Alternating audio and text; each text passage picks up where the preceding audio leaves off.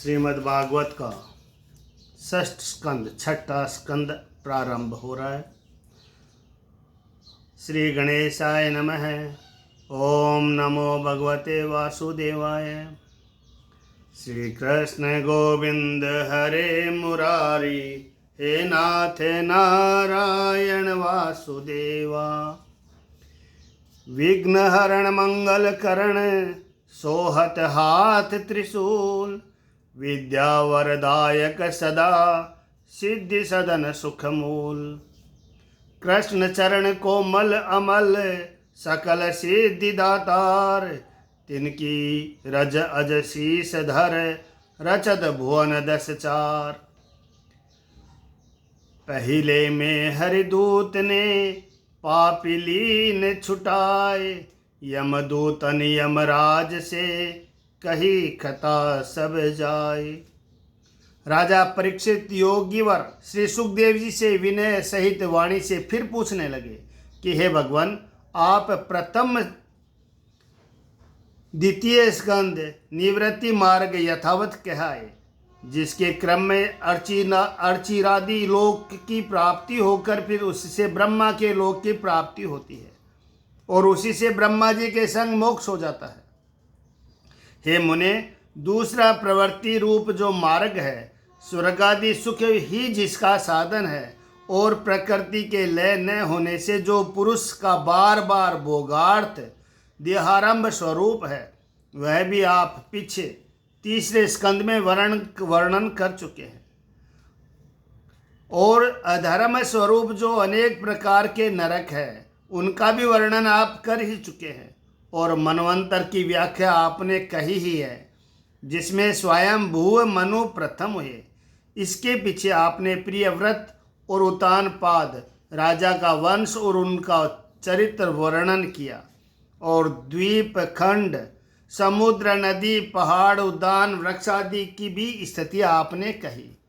पृथ्वी मंडल की स्थिति, भाग, लक्षण, प्रमाण, ज्योतिष चक्र और भूमि के विवर जिस प्रकार ईश्वर ने रचे, उन सब की आपने व्याख्या की है।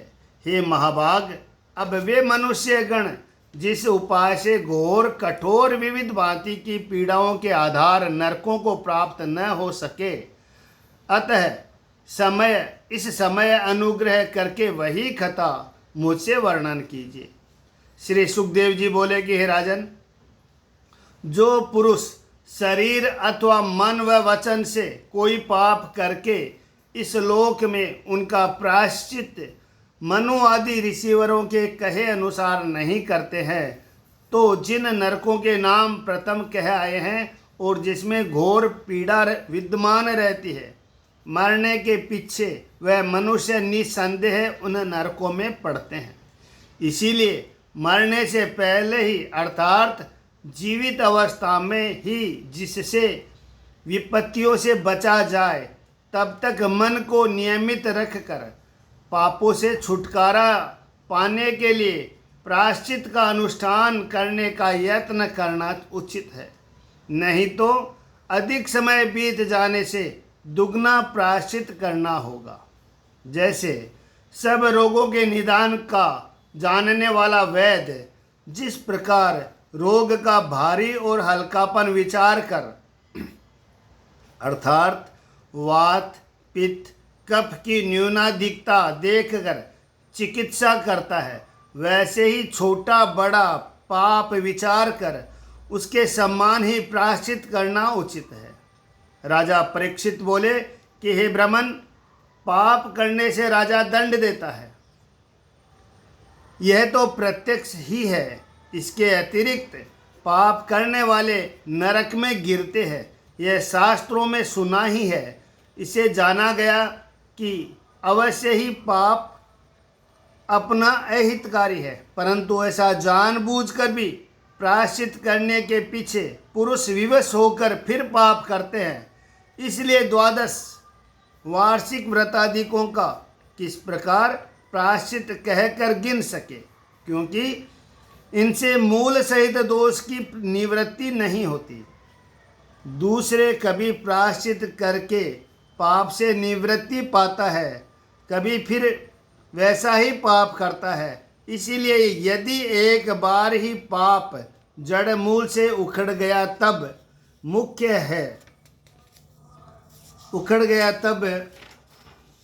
तो अवश्य ही नरक में गिरना पड़ेगा। जब यह प्रमाण पाया गया तब फिर प्रायश्चित करने का प्रयोजन ही क्या है। हम समझते हैं कि ऐसा प्रायश्चित हाथी के नहाने के समान व्यर्थ है, क्योंकि हाथी स्नान करने के उपरांत फिर अपनी देह को धूली से वैसा ही मलिन कर लेता है। वैसे ही मनुष्य प्रायश्चित करके यदि फिर पाप करे तो फिर भी उसको नरक में पड़ना ही होगा। श्री सुखदेव जी बोले कि हे राजन, कर्म से कर्म का विनाश नहीं होता। चंद्रायण आदि जो प्रायश्चित है उनसे इस प्रकार की वांछा नहीं की जा सकती कि इनसे एक बार ही पाप का नाश मूल सहित हो जाएगा, क्योंकि इन सब प्रायश्चितों के अधिकारी अविद्वान लोग हैं। उनकी अविद्या का नाश होने पर, प्रायश्चित से एक बार पाप का क्षय होने पर भी संस्कार के वश फिर से वे लोग दूसरे पाप करने लगते हैं। हे राजन, यदि तुम पूछो कि मुख्य प्रायश्चित क्या है, तो इसका उत्तर यह है कि ज्ञान ही मुख्य प्रायश्चित है। परंतु नित्य सावधान होकर यत्न करने पर क्रम क्रम से यह ज्ञान प्राप्त किया जा सकता है। यह नहीं कि एक बार ही प्राप्त हो जाए। जैसे कोई नित्य ही केवल पथ्य से अन्न ही भोजन करे तो धीरे धीरे उसको सताने के लिए सब व्याधि असमर्थ हो जाएगी। ऐसे ही नियम करने वाला पुरुष भी क्रम क्रम से ब्रह्म ज्ञान के जानने का समर्थ हो जाता है। इस कारण धर्मज्ञ वीर पुरुष श्रद्धायुक्त होकर तप, मन और सब इंद्रियों की एकाग्रता, ब्रह्मचर्य, सम, मन को रोकना, दम, बाहरी इंद्रियों को रोकना, दान, सत्य, सोच, यम यानी अहिंसा अथवा नियम यानी जपादि से मन, वचन, काय से किए हुए संपूर्ण बड़े बड़े पापों को भी नष्ट कर देते हैं। जैसे अग्नि बांसों के वन को जला डालती है, इसीलिए ऐसा ही प्रायश्चित मुख्य है। परंतु इसके अतिरिक्त और भी प्रायश्चित है। अर्थात वासुदेव परायण कोई कोई जन केवल भक्ति से ही अपने समस्त पापों को उखाड़ कर फेंक देते हैं। जैसे सूर्य भगवान की किरणों से कुहर के अंधकार का नाश हो जाता है। हे कौरवराज, यह भक्ति मार्ग है, ज्ञान मार्ग से भी अधिक श्रेष्ठ है, क्योंकि पापी पुरुष भगवान में मन समर्पण करके भागवत पुरुषों की सेवा में मन लगाने से जिस प्रकार पवित्र हो सकता है, वह तपस्यादिक करने से ऐसा पवित्र कभी नहीं हो सकता। इसीलिए इस लोक में भक्ति मार्ग ही सबसे उत्तम मार्ग है और परम कल्याणदायक है। इस मार्ग में किसी प्रकार की विद्यादिक की संभावना नहीं है। सुशील, दयालु, निष्काम और नारायण परायण साधु लोग इस मार्ग में नित्य वर्तमान रहते हैं। इसी कारण ज्ञान मार्ग के समान दूसरे मार्ग नहीं, क्योंकि इस मार्ग में किसी प्रकार का भय और खटका नहीं है। हे राजेंद्र, एक भक्ति ही निरपेक्ष होकर पवित्र करने को समर्थ है। कृच्छादि प्रायश्चित भक्ति के बिना स्वयं पवित्र नहीं कर सकते। जिस प्रकार नदियाँ मदिरा के घटों को पवित्र नहीं कर सकती, वैसे ही बड़ा भारी प्रायश्चित किए जाने पर भी नारायण से विमुख हुए पुरुष को कोई प्रायश्चित शुद्ध नहीं कर सकता।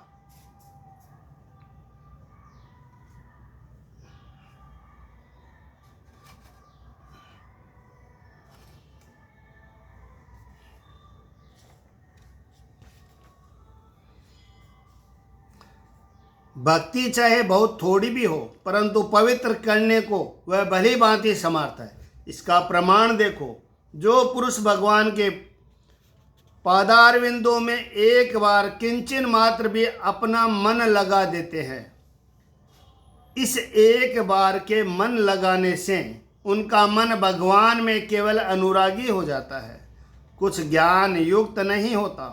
तथापि यम अथवा फांसी हाथ में लिए हुए यमदूत स्वप्न में भी उस पुरुष को नहीं दिखाई देते, क्योंकि भगवान में केवल एक बार ही मन लगाने से सब प्रायश्चित आप ही हो जाते हैं। हे राजन, इस विषय में अनेक लोग एक पुरातन इतिहास का उदाहरण दिया करते हैं। विष्णुदत्त और यमदूत के संवादों में यह इतिहास बनाया गया है।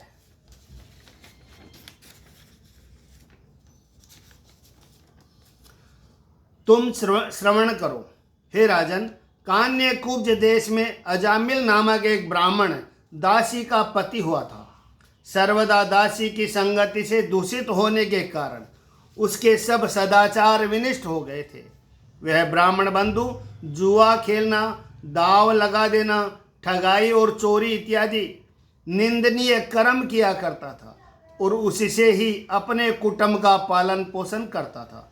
इस कारण उस अजामिल से सदा ही मनुष्य को क्लेश पहुंचा करता था। हे राजन, इस प्रकार निंदित कर्मों से स्त्री पुत्रादि का भरण पोषण करते हुए उस ब्राह्मण का कालक्रम से परमायु संबंधी बड़ा भाग निकल गया, अर्थात उसकी अवस्था 88 वर्ष की हो गई और उसकी वृद्धावस्था तक उसके 10 पुत्र उत्पन्न हुए। उन पुत्रों में सबसे छोटा का नाम नारायण था। सबसे छोटा बालक होने के कारण वह पुत्र पिता माता का अत्यंत प्यारा हुआ। जरा अवस्था को प्राप्त हुआ, वह अजामिल मधुर बोलने वाले उस बालक में ही प्रेम लगाकर सदा उसको खेल और कौतुक देखकर आनंद पाता था। स्नेह के वश होकर भोजन के समय अथवा जल पीने के समय उस बालक को संग लेकर ही भोजन पान करता था और अनेक प्रकार के लाड प्यार करता हुआ सदा छोटे पुत्र में ही मन लगा करने से काल के वश हो, काल जो अपने निकट आता जाता था उसको वह अजामिल नहीं जान सका। हे राजन, अज्ञानी अजामिल इस प्रकार की दशा में वर्तमान था। जब उसके मृत्यु समय उपस्थित हुआ तब भी उसने नारायण नामक अपने छोटे पुत्र से ही मन लगाया और नारायण ही नारायण बारंबार मुख से कहने लगा। मृत्यु के समय अजामिल ने देखा कि अतिशय भयानक रूप, महाभयंकर वदन, रोम जिनके उठे हुए हैं, ऐसे 3 यमदूत भूत के समान फांसी हाथ में लिए हुए सामने से आ रहे हैं। उनकी इच्छा यही थी कि अजामिल को यमपुरी ले जाए। ऐसे यमदूतों को देखकर अजामिल अतिशय व्याकुल हुआ और कुछ दूर अपना नारायण नामक जो परम प्यारा दुलारा अपने खिलौने को लिए हुए खेल रहा था, उसको झिनी वाणी से पुकारने लगा कि हे नारायण, हे नारायण, इन यमदूतों से मुझे बचा। हे महाराज, अब आश्चर्य का वृत्तांत सुनो। मृत्यु के समय अजामिल के मुख से नारायण का नाम कीर्तन सुनते ही भगवान विष्णु के पार्षद तुरंत उसके निकट आकर उपस्थित हुए। विष्णु दूतों के अचानक आने का कारण यह हुआ कि उन्होंने विचारा कि यह पुरुष अंत समय में हमारे स्वामी का नाम ले रहा है। बस नारायण नाम पुकारते ही विष्णु भगवान के पार्षद अजामिल की आत्मा उसके हृदय से खींचकर ग्रहण करते हुए यमदूतों को बलात्कार निवारण करके बोले कि तुम लोग इसको मत छूना। हे महाराज, धर्मराज के दूतों को अजामिल के ग्रहण करने से जब रोका तब महाक्रोध करके उनके सुंदर विष्णु दूतों से बोले कि तुम कौन हो जो हमको धर्मराज की आज्ञा पालन करने से रोकते हो? तुम किसके दूत हो? यहाँ कैसे आए और किस लिए ये इस दुराचारी पापी को यमपुरी में ले जाने से रोकते हो? तुम देवता हो या उपदेवता हो, प्रधान हो व सिद्ध हो, हम लोग तुम्हारे परिचय नहीं पाया, इसलिए तुम हमारे इन वचनों को सुनकर क्रोध न करना।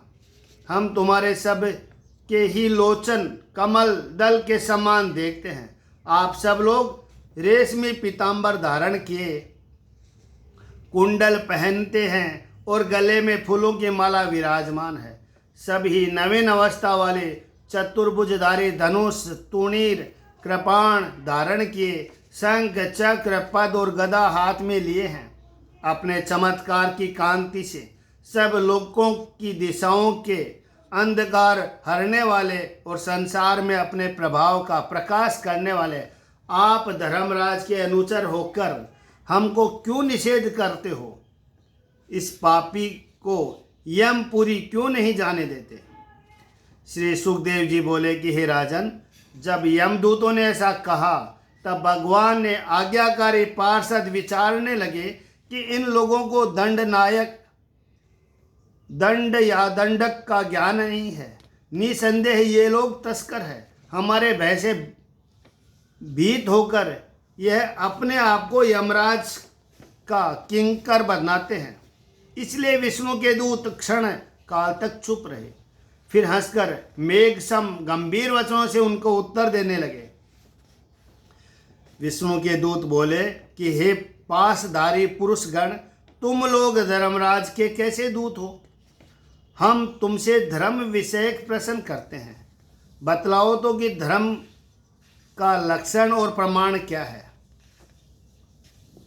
और दंड प्राणियों को किस प्रकार दंड दिया जाता है, और दंड का वांछित विषय क्या है, और जो लोग दंडनीय होते हैं उनके क्या कर्म है, क्योंकि मनुष्य ही कर्म किया करते हैं, पशु आदि तो कर्म करते नहीं। कर्म करने वाले मनुष्य में से किस किसको दंड मिलता है? यमदूतों ने उत्तर दिया कि जो वेद विहित है, अर्थात जिसका प्रमाण वेदों में पाया जाता है वही धर्म है, और जो उसके अविहित है अर्थात वेदों से निषिद्ध है वही अधर्म है। इसीलिए विधि निषेध स्वरूप में धर्म का प्रमाण वेद है। हे देवगण, वेद का प्रमाण क्या है? ऐसी आशंका नहीं की जा सकती, क्योंकि वेद नारायण से उत्पन्न और साक्षात नारायण स्वरूप है, और वेद परमेश्वर के निश्वास मात्र से उत्पन्न हुए हैं, इसीलिए वे स्वयंभू नाम से सुने जाते हैं। यदि कोई कहे कि नारायण कौन है, तो सुनो, जिन्होंने अपने स्वरूप में सात्विक, राजस, तामस, गुणमय सब प्राणियों को शास्त्रवादी गुण, ब्राह्मणादि नाम, अध्ययनादि क्रिया और वर्ण व्यवस्थादि रूप से यथावत विभाग किया है, वे ही नारायण है।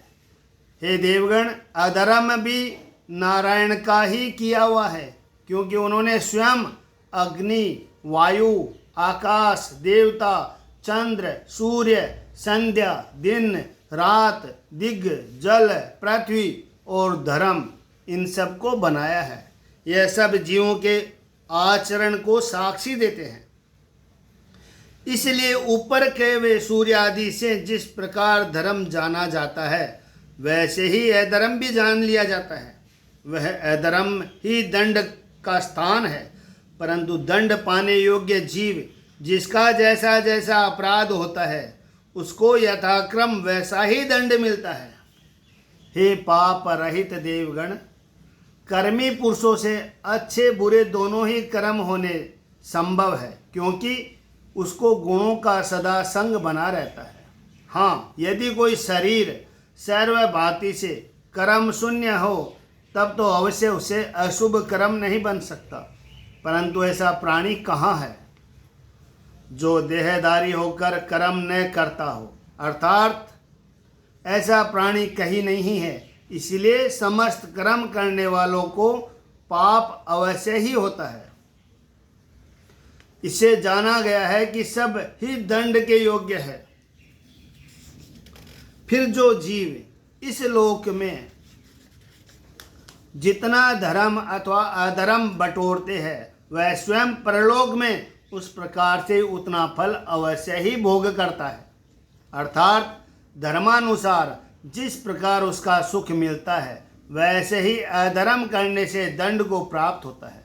हे देव प्रवरगण, इतना ही नहीं, केवल सूर्यादि ही धर्माधर्म के देखने वाले और प्रकाशक है। वह युक्ति से भी जान लिया जाता है, अर्थात इस जन्म में शांत स्वभाव से, क्रूर स्वभाव से, मूढ़पन अथवा सुख से व दुख से और सुख दुख के मेल इत्यादि से, गुण के विचित्रता से हेतु सब प्राणियों को जिस प्रकार त्रिविध देखा जाता है और जन्म में भी यह वैसे ही हो सकता है, परंतु धर्म और अधर्म के बिना इस प्रकार का त्रिविध संभव नहीं। इसीलिए वह अनुमान से सिद्ध होता है। और भी वर्तमान वसंत आदि काल जिस प्रकार अतीत अनागत वसंत आदि काल में समस्त गुणों के फूल फलों के जताने वाले होते हैं, वैसे ही विद्यमान जन्म भी भूत भविष्यत जन्म के धर्माधर्म को बतलाने वाले होता है। हे देवगण, ऊपर लिखे हुए नियमों के अनुसार धर्माधर्म का ज्ञान और सब जीवों को होता है, परंतु हमारे स्वामी धर्मराज अपनी पुरी में बैठे बैठे अपने मन से ही सब जीवों का पूर्व रूप अर्थात धर्माधर्म विशेष रूप से देख लेते हैं। फिर अपूर्व प्रकाश से अर्थात जो जिसके योग्य होता है उसका वैसा ही विचार किया करते हैं, परंतु वह भगवान और अज है, इसीलिए उनको इस प्रकार से करना कुछ असंभव नहीं है। हे महाशयों, जीव अज्ञानी अविद्या से ग्रसा हुआ है और भाग्यहीन कर्मों से लिप्त हो। जो यह वर्तमान देह है यह उसकी ही उपासना करता है, अर्थात इस देह को ही आत्मा समझता है, पूर्व अथवा अपर को कुछ भी नहीं मानता। इस कारण इसको पूर्व जन्मों की स्मृति भूल जाती है।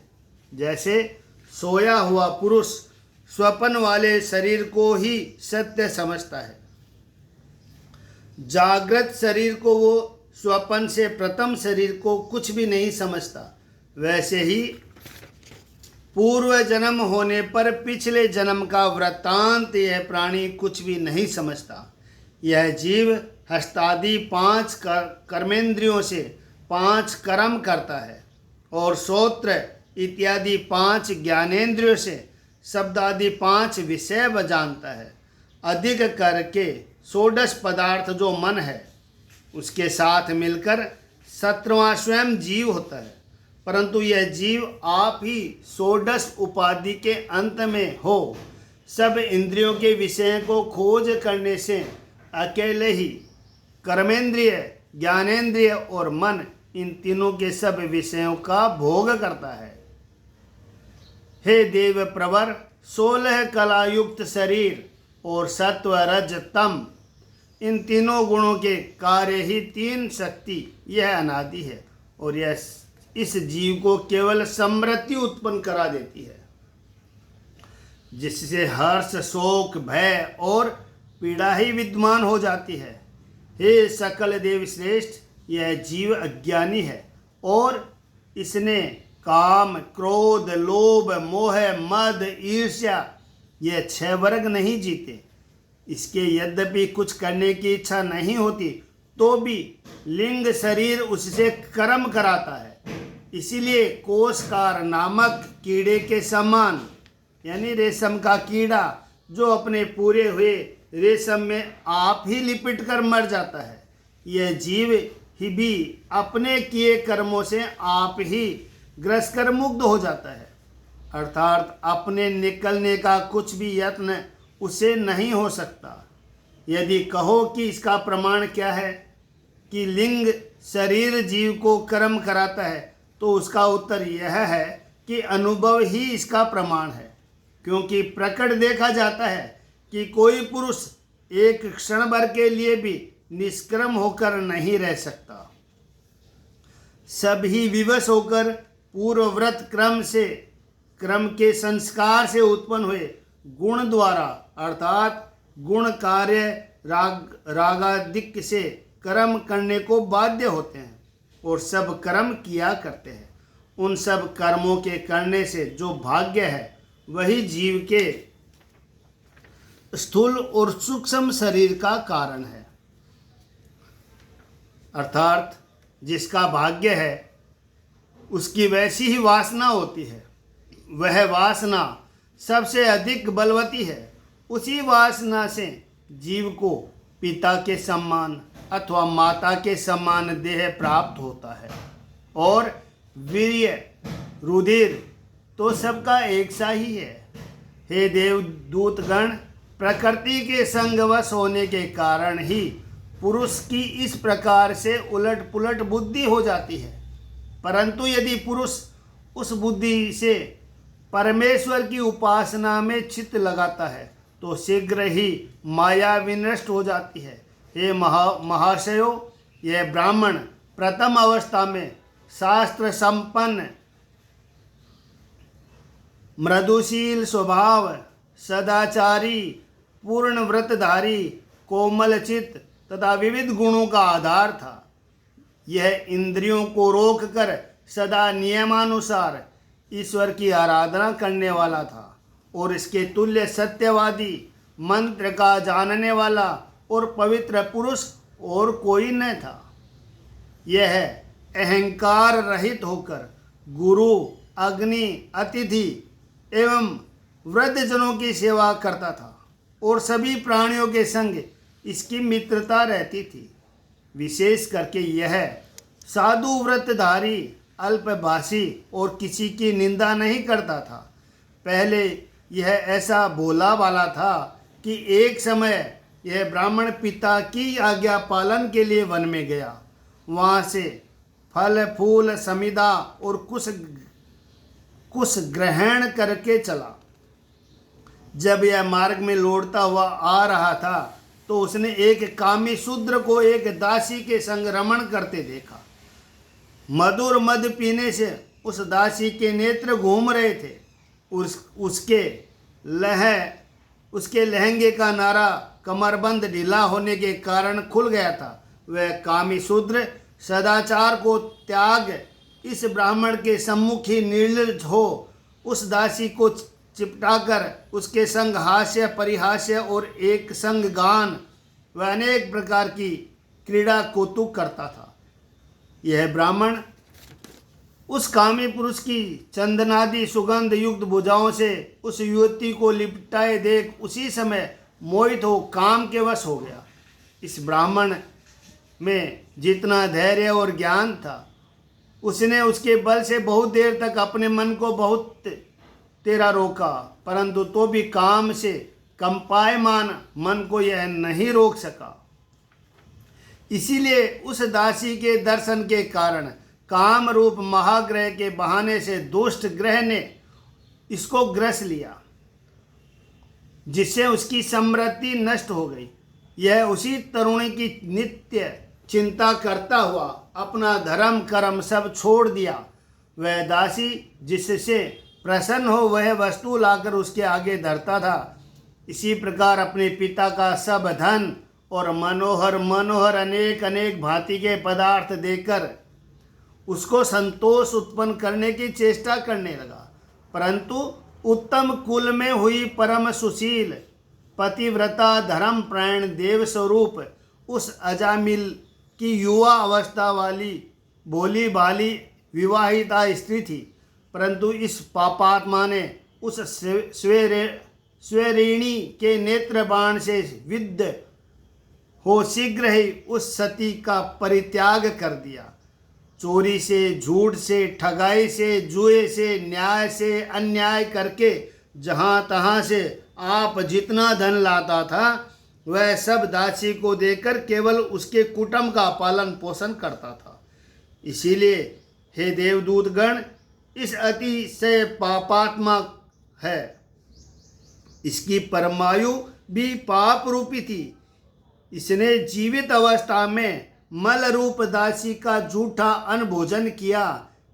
इसने शास्त्र का उल्लंघन करके स्वेच्छाचारी हो चिरकाल बिताया। इस कारण इस पापी को हम दंड पाणी यमराज के निकट ले जाएंगे। इस दुरात्मा ने अपने किए हुए पापों से छुटकारा पाने के लिए कोई प्रायश्चित नहीं किया, इसीलिए यह यमराज के दंड पाकर शुद्ध होगा। इति श्रीमद् भागवते महापुराणे षष्ठ स्कंदे भाषा टीकाया अजामिलोप्याखान वर्णन नाम प्रथमोध्याय। श्री कृष्ण गोविंद हरे मुरारी, हे नाथ नारायण वासुदेवा। ओम नमो भगवते वासुदेवाय। श्री सुखदेव जी बोले कि हे राजन, यमदूतों के ऐसे वचन सुनकर न्यायकारी महाविद्वान विष्णु के दूतों ने विस्मय को प्राप्त होकर यमदूत से कहा। विष्णुदूत बोले कि हो, क्या दुष्ट है, धर्मदर्शी साधु लोगों की सभा को अधर्म ने स्पर्श किया, क्योंकि सभा में धर्मदर्शी पुरुष लोग पाप रहित पुरुषों को वृथा दंड देते हैं। ओहो, जो साधु पुरुष सर्वत्र समदर्शी होकर प्रजा को पिता के समान पालन करते और शिक्षा देते हैं, उनमें ही यदि अदंड नादि निरपराधी को दंड विषय विषम भाव हो तो फिर प्रजा किसकी शरण में जाए। जब ऐसे लोग ही अधर्माचरण करने लगेंगे, तब और लोग भी वैसे ही होने के अनुरागी होंगे, क्योंकि श्रेष्ठ पुरुष जैसे जैसे आचरण करते हैं और लोग भी उनके से ही करने की चेष्टा करते हैं, और सब सज्जन पुरुष जिसको प्रमाण कर लेते हैं, साधारण लोग भी उसके ही पीछे चलते हैं। क्या आश्चर्य है, लोग जिसकी गोदी में सिर धरकर निश्चित हो सो जाते हैं। आप पशु के समान धर्म अधर्म का कुछ भी ज्ञान नहीं जानते, तो वह आप विश्वासघाती कहलाएगा। वह पुरुष सब प्राणियों का वास स्थान है, उसको यदि दया हो तो वह किस प्रकार से इस लोक में उसका बुरा करने योग्य होगा। जिसने मित्रता के विश्वास हेतु उनमें अपनी आत्मा समर्पण कर दिया है, उसे द्रोह कमी करनी नहीं चाहिए।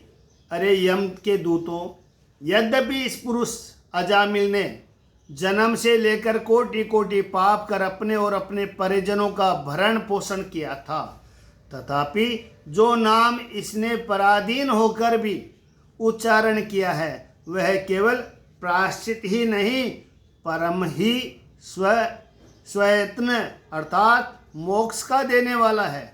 इस पुरुष ने अपने प्रिय पुत्र को पुकारने के मन से नारायण यहाँ आओ, नारायण यहाँ आओ इस प्रकार चिल्लाकर कुछ आभास मात्र से नारायण यह 4 अक्षर का नाम उच्चारण किया है। बस इस नाम के लेते ही इस पापी के किए हुए सब पापों का प्रायश्चित हो गया, क्योंकि चोर, मद पीने वाला, मित्रद्रोही, विप्र का घात करने वाला, ब्रह्मद्रोही, वेदद्रोही, हरिनिंदक, गुरु की स्त्री से गमन करने वाला, स्त्री घातक, राजघातक, गोघातक व दूसरे जो जितने महापातक की नर है, उन सब पापियों का यह नारायण नाम ही श्रेष्ठ प्रायश्चित है। इसका कारण यह है कि नाम का उच्चारण करते ही उनके विषय भगवन्यमय हो जाते हैं, अर्थात भगवान आप विचार करते हैं कि यह नाम का उच्चारण करने वाला पुरुष हमारा भक्त है, इसकी भक्ति, इसकी सब भांति से रक्षा करना हमारा कर्तव्य है। हे यम के अनुचरों, मनवादी ब्रह्मवादी मुनियों ने पाप से छुटकारा पाने के लिए जो व्रतादि प्रायश्चित कहे हैं, उनमें उनसे पापी पुरुष ऐसा शुद्ध नहीं होता जैसा हरि भगवान के नाम मात्र का उच्चारण करने से शुद्ध हो जाता है। दूसरे नाम का उच्चारण करने से पाप नाश के सिवाय और फल भी मिलते हैं, क्योंकि नाम का उच्चारण उत्तम श्लोक भगवान के गुणों का भी प्रकट कर देते हैं। नाम का फल कृच्छा चांद्रायण आदि प्रायश्चित के समान पाप का क्षय करके ही नहीं जाता रहता, वरन सदा बना रहता है।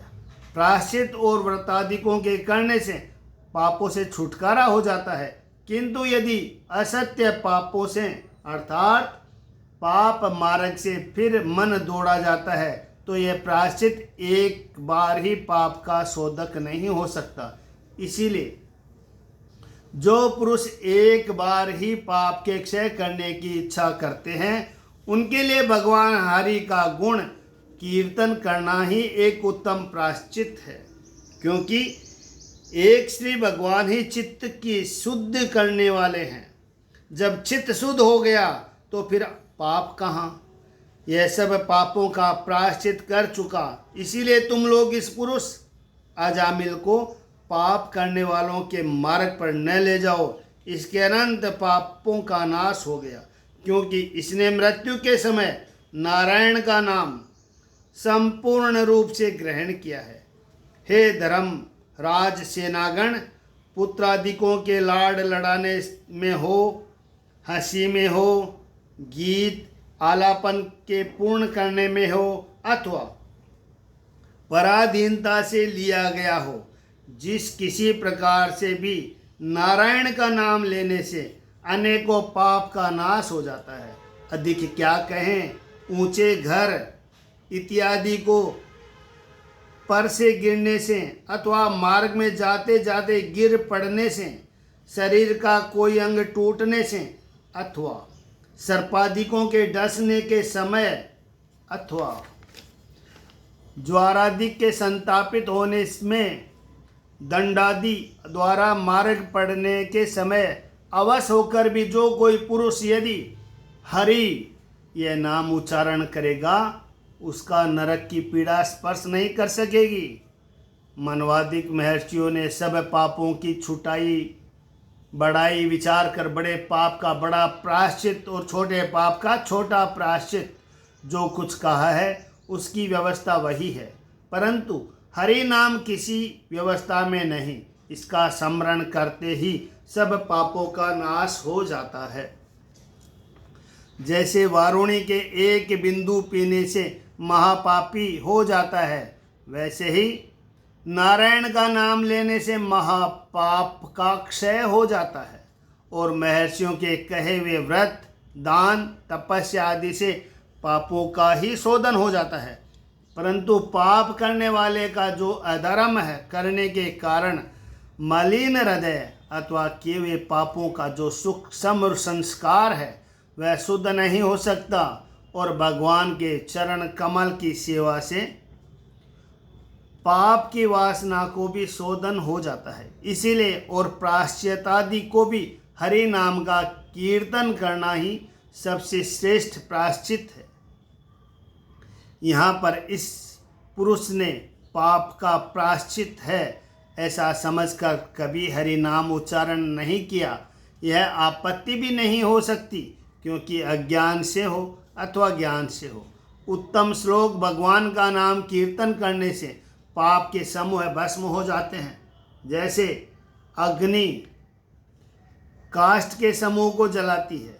यदि तुम कहो कि इस अजामिल ने भगवत पुरुषों के निकट उपदेश नहीं पाया, इसीलिए इसका लिया हुआ नाम किसी प्रकार से प्रायश्चित हो पाप का नाश करेगा, इसका उत्तर यह है कि जिस प्रकार कोई न जानने पर भी इच्छा अनुसार अतिशय वीर्यवान औषधि भक्षण कर ले तो वह औषधि अपना गुण अर्थात आरोग्य प्रकट कर देती है, वैसे ही हरि नाम रूप मंत्र अजाने में भी उच्चारण करने से अपना कार्य अवश्य करता है। इसका कारण यह है कि शक्तिशाली वस्तु सदाधिक की बाट नहीं देखती। हे दूतगण, इस धर्म में जो संदेह हो तो तुम अपने स्वामी यमराज से पूछ लेना, क्योंकि वह धर्म की परम गुप्त वार्ताओं को भी भली भांति जानते हैं। श्री सुखदेव जी बोले कि हे राजन, उन विष्णु दूतों ने इस प्रकार से भगवान धर्म को निर्णय पूर्वक कहकर उस ब्राह्मण अजामिल को यम की फांसी से छुड़ाकर मृत्यु की पीड़ा से उद्धार किया। यमदूत लौटकर अपने स्वामी यमराज के निकट आए और जो बात हुई थी वह आदि से अंत तक समस्त वृत्तांत यमराज को सुनाया। और इस ब्राह्मण अजामिल ने यम की फांसी से छूट भय त्याग सावधान हो मस्तक नवाकर उन विष्णु दूतों को प्रणाम किया और उनके दर्शन से परमानंद को प्राप्त हुआ। फिर भगवान विष्णु के दूतों ने अजामिल को भाव देखकर समझा कि यह हमसे कुछ कहना चाहता है, इसीलिए वे उसके सामने उसी समय अंतर्ध्यान हो गए। अजामिल ने विष्णु और यमराज के दूतों का कथोकपन सगुण और निर्गुण धर्म सुना, अर्थात यमदूतों के मुख से तीनों वेदों का प्रतिपादन किया हुआ सगुण धर्म और विष्णु दूतों के मुख से भगवत प्रणीत निर्गुण धर्म जानने से भगवान में अतिशय भक्ति संपन्न हो गया, अर्थात भगवान का महात्म्य सुनकर परमेश्वर में अजामिल की शीघ्र ही भक्ति हो गई। इसीलिए वह अपने पहले किए हुए अशुभ कर्मों का स्मरण करके बहुत ही पछताने लगा। खेद करते करते बोला कि हो अजितेंद्रिय होकर रहने से हमको बड़ा कष्ट हुआ। क्या घृणा की बात है, मैंने दुष्ट स्त्री के गर्भ में संतान उत्पन्न करके अपने ब्राह्मण जाति का नाश कर दिया। मैंने अत्यंत कुकर्म किया, मैं अपने कुल का कलंक हूँ, सज्जन गणों में निंदा का पात्र हूँ। मुझको धिक्कार है। क्या यह मेरा साधारण दुष्कर्म है कि जो मैंने अपने ब्याही तरुण पतिव्रता स्त्री को त्याग करके सुरापान करने वाली स्त्री से भोग करके काल बिताया। हाय, मैंने अपने पिता माता अत्यंत वृद्ध तपस्वी अनाथ और जो अन्य पुत्र आदि व बंधु बांधवों के करके विहीन होने से सदा ही दुख संताप में रहते थे, वह मैंने नीच के समान अकृत्य होकर ऐसे समय में उनको त्याग दिया। उस समय मुझ पर व्रज भी नहीं टूट पड़ा। जैसा मैं पापी हूँ, इससे तो यही स्पष्ट होता है कि मुझको उसी घोर नरक में पड़ना होगा जहाँ धर्म के शत्रु कामी पुरुष यम की पीड़ा को प्राप्त हुआ करते हैं। अभी थोड़ी देर पहले यहाँ मैंने अद्भुत स्वप्न देखा था। क्या वह जगत में मुझको दिखाई दिया अथवा क्या वह स्वप्न था? नहीं, स्वप्न किसी प्रकार ऐसा नहीं हो सकता। यह सब चरित्र जागते ही प्रत्यक्ष मैंने अपनी आंखों से देखा कि कई पुरुष हाथ में फांसी लिए मुझको पकड़कर घसीट लिए जाते थे। इस समय वे लोग कहाँ चले गए? मैं फांसी से बंधा हुआ पृथ्वी के बीचले भाग में जा रहा था। उस समय एकाएक आकर जिन्होंने मुझको इस फांसी से छुड़ाया, वे 4 सिद्ध पुरुष कहाँ हैं, जिनका अति मनोहर दर्शन करके दोनों नेत्र तृप्त हुए थे। यद्यपि इस जन्म में मैं बड़ा पापी हुआ तो भी उन देवताओं का दर्शन प्राप्त करने से मुझका अनुमान होता है कि पहले जन्म का मेरा बड़ा पुण्य था, जिससे कि उन देवताओं के दर्शन से इस समय मेरा यह आत्मा प्रसन्न हो रहा है। जो मेरे प्रथम जन्म का पुण्य न होता तो भला मुझे असूची दासी के पति की जीभ मरने के समय नारायण का नाम लेने में क्यों समर्थ होती? कहाँ तो मैं कपटी, निर्लज, पापी, ब्रह्मद्रोही, ब्राह्मण धर्म का नाशक, और कहाँ यह परम मंगलदायक भगवान का नारायण नाम। जो पहला पुण्य न होता तो क्या यह नाम मेरे मुख से निकल सकता था? कभी नहीं। अब इस समय प्राण, मन और इंद्रियों को रोककर ऐसा यत्न करूं कि जिससे घोर अंधकार में फिर कहीं न पड़ जाऊं।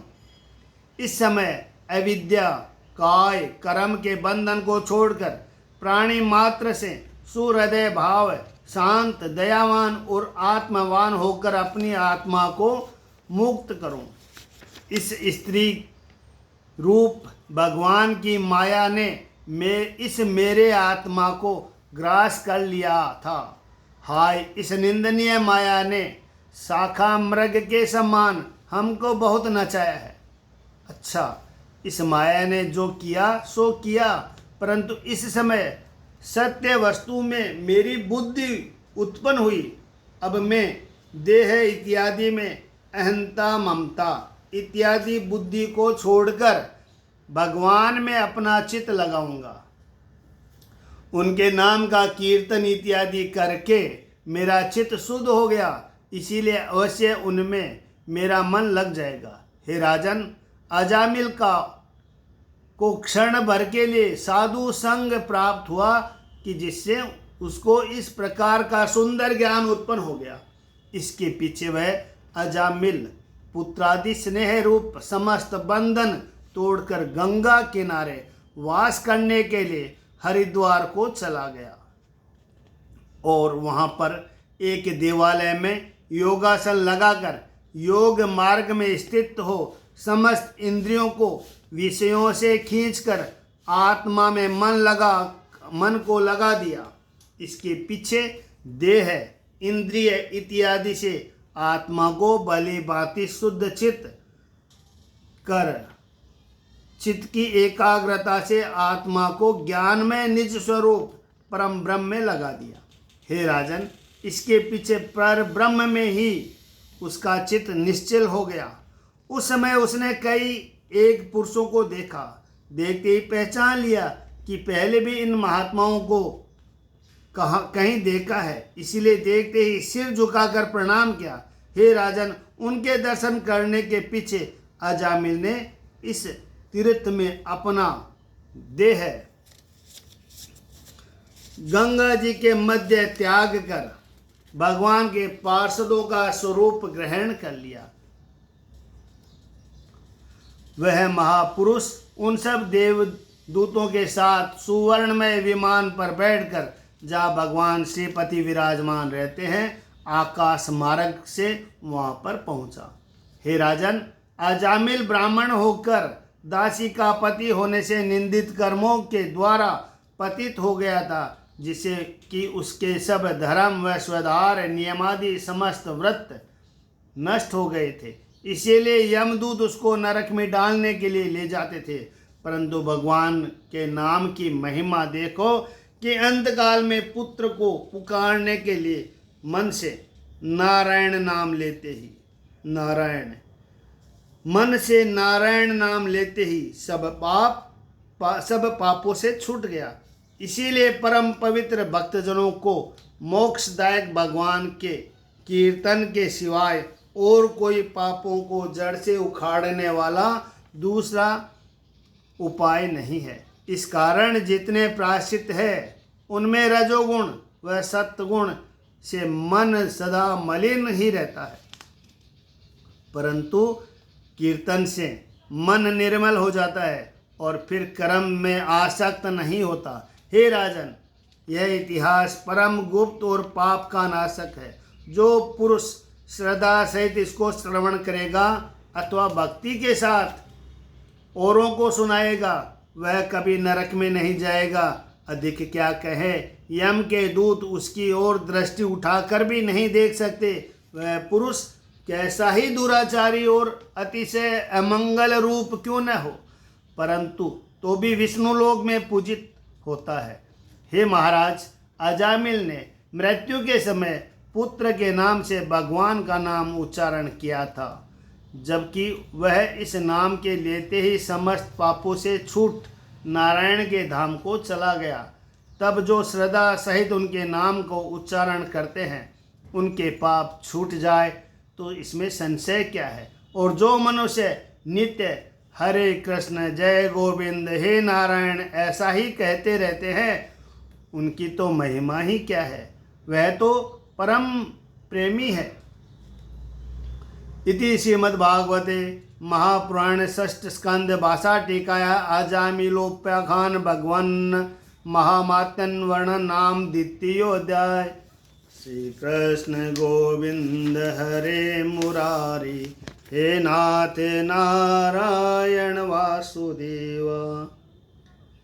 आप अपने घर में इसे चलाएं जिससे आपके घर में भागवत के पाठ हो जाए। हरे कृष्ण कृष्ण कृष्ण हरे हरे, हरे राम राम राम हरे।